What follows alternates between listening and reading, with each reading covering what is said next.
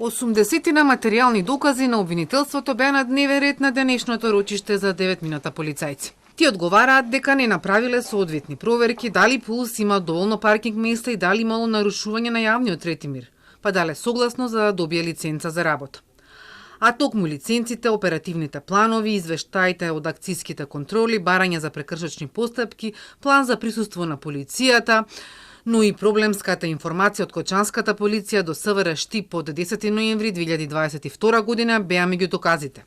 Котнателно претходно објави дека во оваа проблемска информација било наведено дека имало чести нарушувања на јавниот трети мир и кривични дела во и надвор од дискотеката за време на нејзиното работење таа година. Според обвинителката, предложените докази се документи изготвени од полицајците низ годините за тоа дали имало нарушување на јавниот трети мир, кривични пријави, присуство на малолетници во Пулс, дали им се точел алкохол и друго.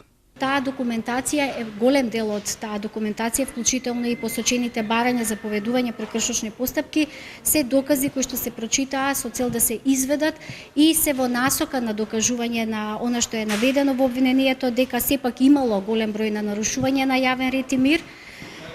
Голем дел се од материјалните докази кои што се однесуваат и на сообраќајните решенија, така што тие факти на некој начин не биле сериозно земени и сепак била давана согласност која што возможувала добивање на лиценца и непречено работење.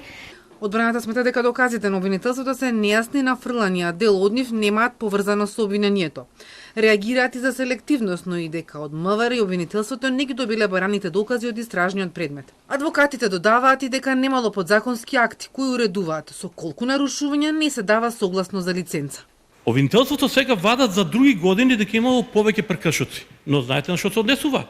Не се ни прекршоци. Вика украдени катализатори и ретровизори од возила пред дискотеката надвор. Тоа не е дел на јавен ред и мир, тоа не е дел на полицијата во однос на проверките за издавање на лиценца. Се што се однесувало криминал или прекршоци тепачки надвор од дискотеката не е обврска на инспекторот кој постапува за давање мислење што се случувало во дискотеката. Во дискотеката официјалните докази се дека било мирно. Бар она што го имаме ние.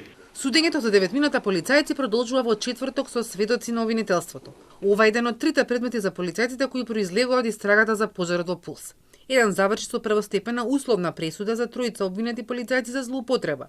Уште еден е во тек, каде обвинети се 13 полицајци за предизвикување општа опасност, за начинот на кој што се спроведувала акциската контрола во Пулс кобната ноќ, кога во пожар животот го загубија 63 млади луѓе, а над 200 беа повредени.